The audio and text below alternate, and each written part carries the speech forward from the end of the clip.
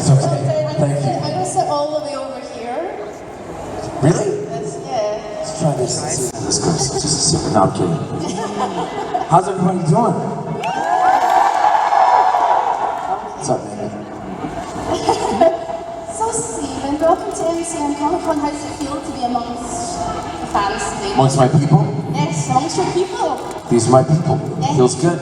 Good. Yeah. How are you enjoying London? How I'm enjoying London? Yeah. Oh man. After Los Angeles, no offense, Los Angeles is my favorite city in the world. My third favorite city is Toronto by default, but my second favorite city is London. My wife and I talk all the time about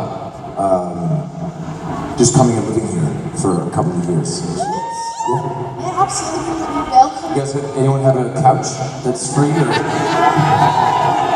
I think you've got about 1,200 couches, so take your pick. Okay, so let's go right back to the start, Okay. What was it about Arrow that you when you read this part, you thought, yeah, I want to do this? Well, that's a compliment. I was out of work. And I didn't hear about Arrow. My cousin Robbie told me about Arrow. We were at a hockey game on Saturday night, and he goes, "Have you read Arrow yet?" And I go, "What's that?" He goes, "It's based on the Green Arrow." I go, "Who's he?" Sorry. And he goes, "Yeah, I just read the pilot, and I'm gonna go audition for it." But the entire time that I was reading it, I was picturing you, so that's not a good sign for me. That was it. Like, it was just about, it was the right pilot, right opportunity, right time. Here, my goodness. So, tell me, what is the most fun you've had playing Oliver Queen? Have you ever worn a superhero suit? I don't fancy it, it's rather You wouldn't know if you had you? No, I've never worn it. It's awesome. Is it? Yeah, it's really good. Wearing a superhero suit is really easy. Is it not warm? I didn't say it wasn't warm, I said it was awesome. It's awesome and warm. It has two settings. One, sweating to the point that you're worried about your health, or freezing. There's really no in between.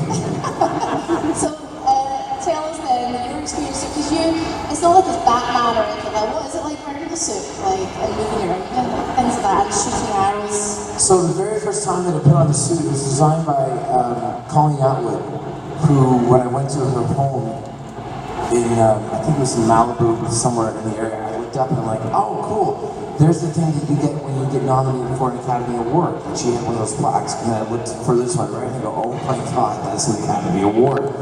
She's won the Oscar, I think 2 or 3 times for costume design. And she made the original Arrow suit, which was beautiful if you were a mannequin. But when you actually tried to move, it was all leather. So I couldn't actually reach my arm back to get an arrow from the quiver, which I felt was important. And then also there are now what they call gussets. We have our friend, if you come by my table, Danny, sitting next to Emily, she's part of our costume department. And they put gussets in, basically spandex, in the legs and in the arm, because my first move in my first fight was to get down into a crouching position, which was impossible. And I said, guys, you need to put gussets in the suit. And they go, we can't. Calling out with David, we can't mess with it. And I went like this, and I go, well, can you mess with it now? I ripped the pants on purpose because if it had happened during production, then we would have been delayed for like 2 hours. Right. So, you said in the interview, I like this quote a lot, okay, and I believe it too. The best way to learn is to work. So, what have you learned from your work on Arrow? How long do we have?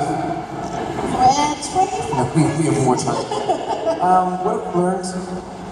Man, I used to define success in acting as amount of time spent on set, working. And so by that definition, I've been the most successful actor in the world for the past 7 years. Because I work like 200 days a year.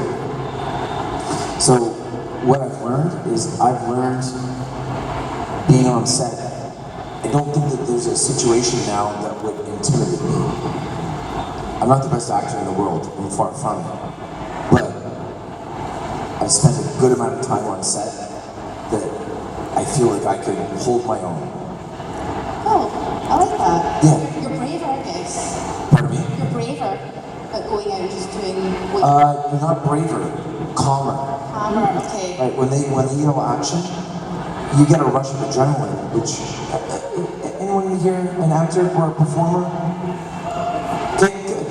Well, even if you're calm, when they yell action, you get a shot of adrenaline. And which is why, even if you're shooting a scene all day where we're just sitting around talking about stuff, you get to the end of the day, you're tired. Because adrenaline, all day. I've gotten to a point where you yell action, I get that adrenaline, but I'm also calm. That's been the biggest thing for me. So let's look at your character growth. Did you have an idea of how you wanted Oliver to grow as a character? Did you have a lot of input into that over the I mean, I'd like to say yes, Right. but the answer is no. No, I mean, I wasn't joking when I said that I still haven't read a ton of Green Arrow comic books because I actually am waiting to be done before I read them. And for the pilot, it was all about the vision that David Nutter had and Mark and Andrew and Greg. It was all about what they thought.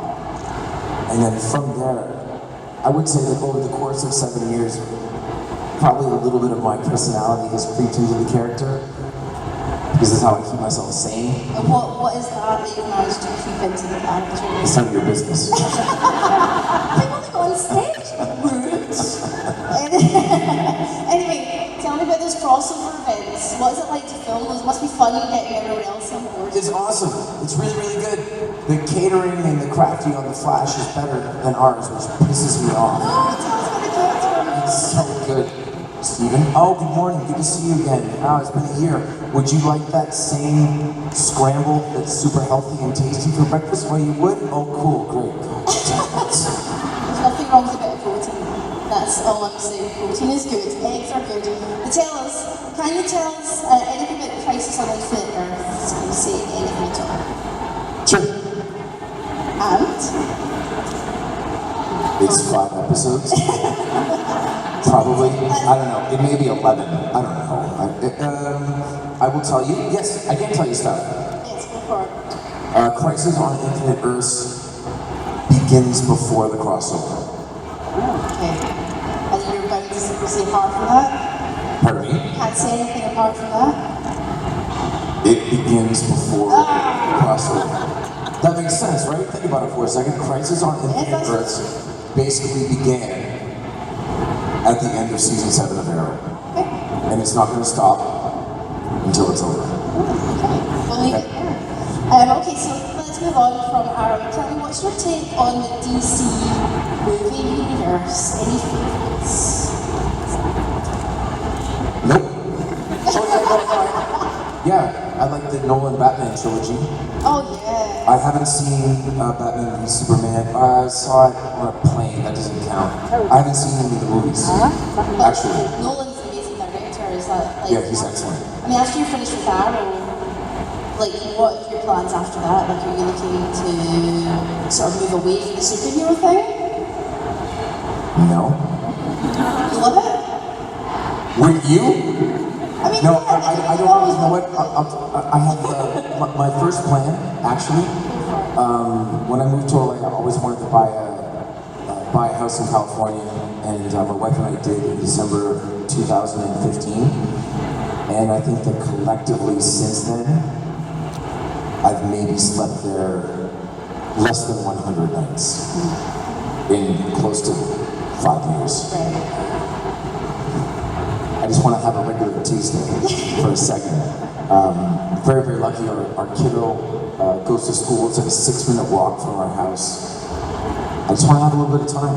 in LA. It's my favorite city. And I was there for 2 years, and I sort of put down roots. And then I booked Arrow. And I don't spend any time there anymore. So I'd like to spend a little time there. And part of the fun for me with acting is identifying a job, be it Arrow or any job that came before it for me, and really like buckling down and trying to get it. I don't know what that job is, but I'm excited. Aside from Arrow, is there a DC character you would love to play in the movie universe? So imagine you could just pick a character. Pick a villain. Who? A villain. I'd like to play a villain. If I'm going to play a DC character again, it has to be a villain. Why a villain? We'll get the question answered. Because I like villains. I have a favorite villain? General Zod. Oh yeah. I watched Superman 2 with my kid the other day. Oh, he's the best. What does your little one think of Arrow and all the superhero stuff? Like, do they go, oh yeah, my dad's Arrow? Yeah, that's what she says. We're still in the pocket where she's convinced that I can actually do the things that I do on TV. Can you do so? You must have learned some of the things on TV though, like. Oh, I do most of them. Yeah. You can do, like, sure, there's some skills you've taken. Oh, wait. Yeah. What kind of skills have you taken from Arrow? Archery. I just can't, you know what? Actually, here's a true story. I went to a carnival, was it this past summer? I don't think this past summer, but the summer before, and they had an archery game. And I took the first shot, and of course it's a carnival, so you know that the sight is off. It was a crossbow. So I realized that the sight was off, so that the person didn't win the biggest prize. I go, okay, I get it. And then I took my second shot, and I go, bullseye. And the guy goes, no. It has to be, like, you can't see a tiny bit of a line or whatever it was. And I go, call your manager. Manager comes over and goes, no, sorry. I had 4 shots. Third shot, bullseye. Oh, yes. They couldn't see shit about the third shot. And then later in the day, so I get the biggest stuff. It's a unicorn piglet. It's this big. Right?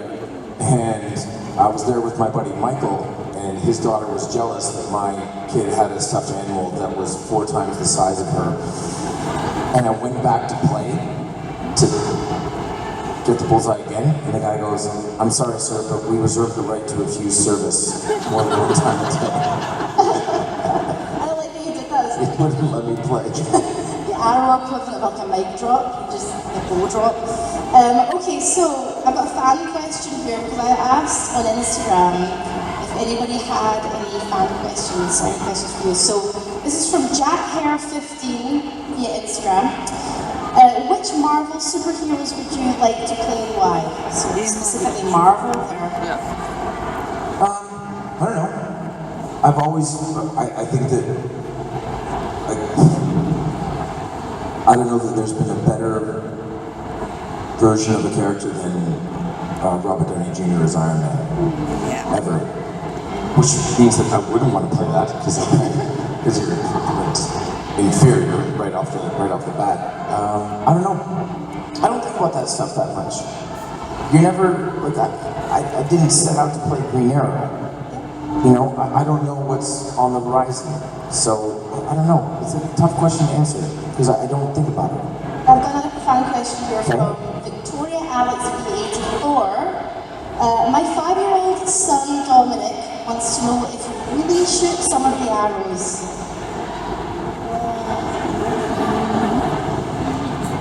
For Dominic, yeah, all of them. I want to ask you this as well, like, because the fan.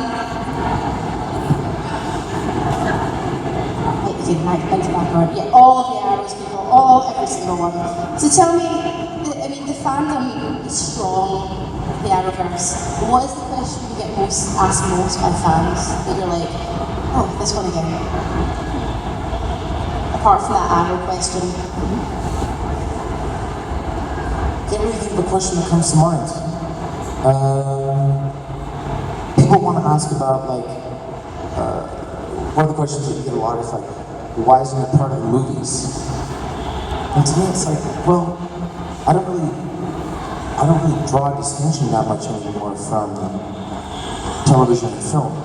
Like, what's all of the kind of seminal, aside from Avengers, right? Like, the water cooler topics are television, be it the Arrowverse on a much smaller scale, but Game of Thrones, like, when people try to go back through the aughts and think of the defining film, they can't, because the defining film of the aughts was on television. It was The Sopranos, right? So it was Mad Men. It was.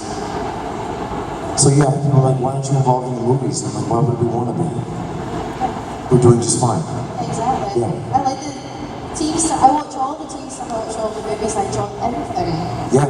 So it's there for. I mean, if you could pick between a 2-hour movie or a 3-hour movie, or however long Avengers Endgame was, I think it was like 5.5 hours or something. 6 hours. I would pick, personally, I would pick 22 or 23 episodes of television that I could just saddle up on the couch and order McDonald's and stuff like that. And I like the sort of, you get more character development within the school. I like to see that within different situations, Sopranos, Mad Men, all those kind of things. Even Breaking Bad and 6 Feet Under, those great shows. Oh, I'm saving 6 feet under, like a bottle of fine wine. Oh. And wait, I'm very excited. I'm a big fan of a bunch of different actors on that show. And I don't know when I'm going to do it, but I'm going to do it. I heard it's the best finale that's ever happened on television.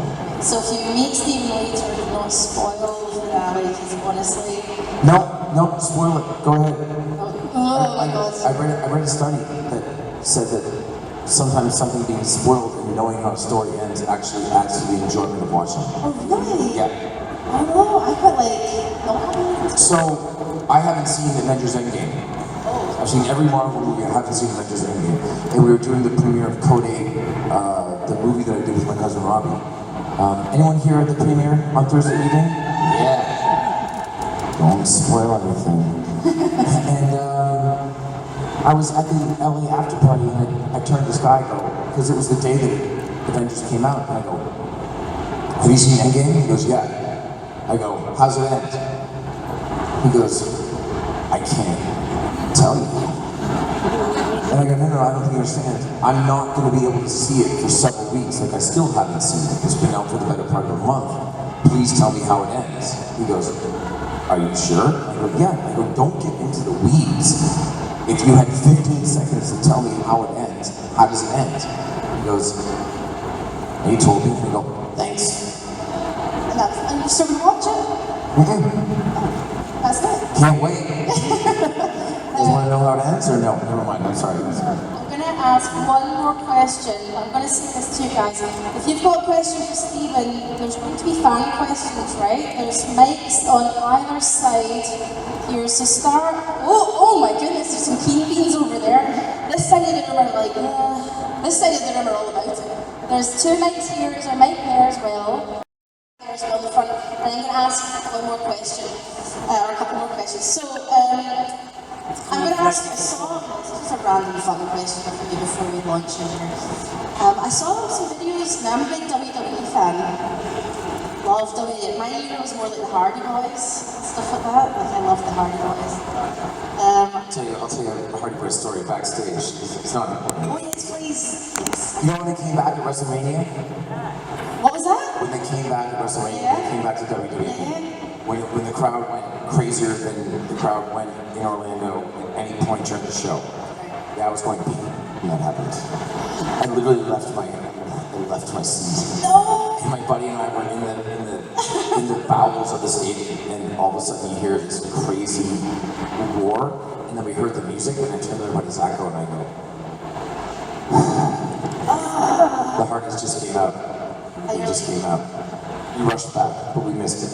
Now, my question was, again, it's a daft question. If you had to have a wrestler name, apart from your own name, what would your wrestler name be? The Green Arrow? No! accept, right? Yes. Okay, so we've got some fan questions. There's a lady here with her hand up first, so I don't know if we can get a mic down to this lady here right in front, so I'm just going to come. Which one? Where? Right here, she's got her hand up. I think it's hand, yeah. There we go. Oh! You have to do more. Go for it. Was your practice point raising money for some seriously and cancer? So thank you. My daughter went to the Harry Potter tour yesterday. Yeah, she did. We had to bring a couple extra pair of pants, but she really enjoyed it. It was excellent. The question was,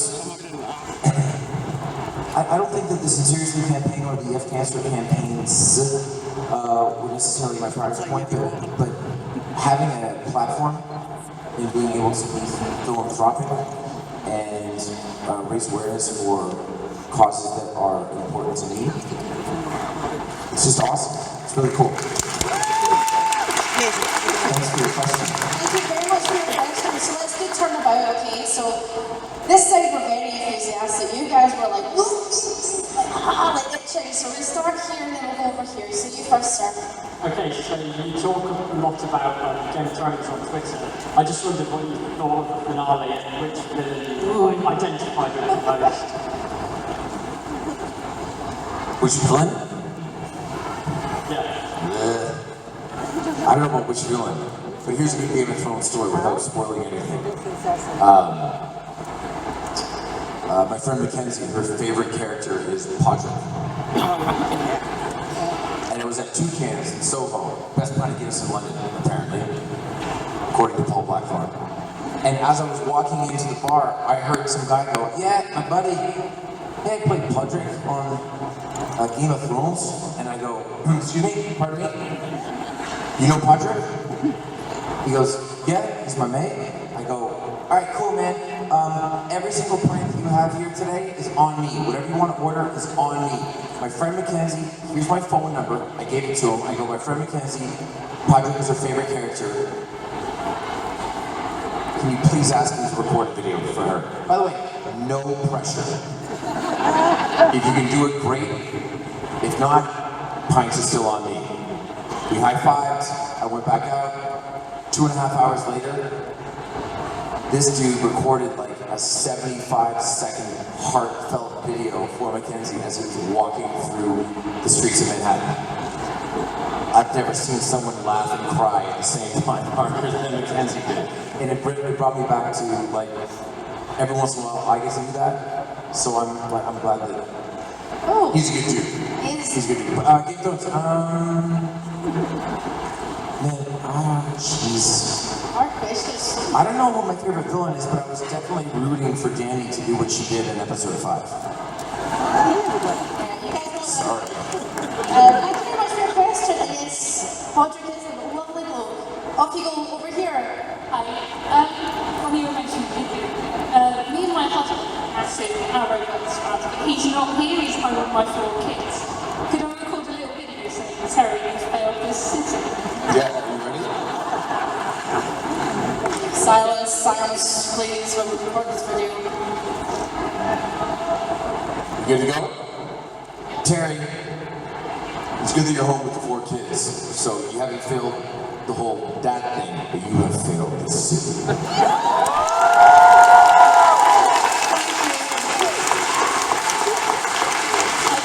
have one question about that. I'm a massive Doctor Who fan. I'm just wondering if there's any John Barrowman stories we haven't heard. Yeah, there is. It involves a restroom in Orlando, and it's his story to tell, not mine. It happened like 4 days ago. Thank you very much. Okay, let's go to the left side of the room here. Hello, go for it. Hi, Stephen. Hi. It's lovely to see you back in London. I know you said that London is your favourite city, but try visiting Glasgow. I haven't been to Scotland, and I would like to go. I'd like to second that about Glasgow, please. I have a cinema if you want to come visit anytime. Do you have a couch? Yeah. Okay. Other question is, throughout the Green Arrow, when you first of all started off as a vigilante, and where almost like bad guy. And then towards the end, you worked alongside the police and you were the good bad guy.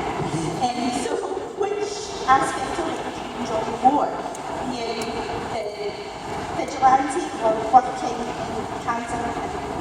I've always gravitated towards characters where there's a little bit of moral ambiguity. I don't care if you think that Oliver's a good guy. I don't care if you think that Oliver's a bad guy. I care if you don't care. That's what bugs me. So a lot of times people will get upset, well, the character development, I feel like there's a regression. He's a flawed guy. And I've said this multiple times, like there's a part of me that, reads the scripts for Arrow, that wants everything to work out, but there's a bigger part of me that I have coined, and it's weird to talk about myself in the third person, evil story Steve. I like the worst things to happen. I really I want Oliver to do terrible things. Sorry. I do. That's me, because I find that interesting. That's why I wanted Dana to do what she did in episode 5. I'm prepared to be vigilante. There was something cool about that, right? There was, and that's difficult to do on a network television show. To be a character like I was in season 1 and season 2 a little bit, unapologetic, lethal. That's cool. Can I ask one thing? Sure. Quickly. The best thing I've ever seen you. Yeah. Thank you very much for the question. Let's go over this side of the room. This gentleman here. Hi. Hey. What? Sorry. Don't worry, it's only Stephen. I was wondering, I'm Jacob Abona. Who's your favourite character in the Arrow series? Who's your favourite other team member in the team of Arrow? Question, thank you. Tommy?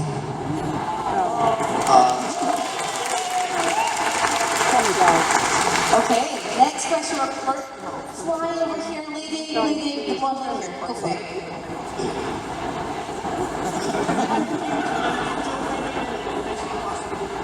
My favorite villain in the history of the show? Prometheus. Okay, over here. Yes, question please. Hey man, it's an acting question. I'm an actor. What sort of method do you use when performing as a... Well, there's a couple of different things that you can do as an actor. One, there's the whole audition thing, which I think that people need to focus more on getting a job. Imagine it's a job interview. And then when it comes to performing, for me it's all about not having too firm an idea of what you want to do in a scene. That's one thing if you're doing a stunt sequence and there's moves that you have to make and you have to hit specific points in choreography. But for me, when I'm performing a scene as Oliver, or just in general, it's about knowing your lines, but not necessarily having a firm idea what's going to happen. Because if you have a firm idea, but you're in the scene with someone else, then you're not paying attention. Oh, thank you very much for your question. Thanks, man. Stephen, you have been bloody wonderful. Thank you very much. But you're going to be here tomorrow again, right? I'm sleeping here tonight. Right there, on the sofa. Yeah. Yes, so... We're going to match it together. Unless someone lives close by with a couch, then I'll be there. Well, as I said, I think you've got about 1,200 couches out there, a little heavy. Very good. So, Stephen, we're going to see you tomorrow for the Arrowverse panel. So if you guys had any questions, there will be a chance to ask them again tomorrow. We're going to be clearing out the stage, by the way, for the next panel. Stephen, you are awesome. Thank you so much. Can we have the biggest round of applause? Thank you guys.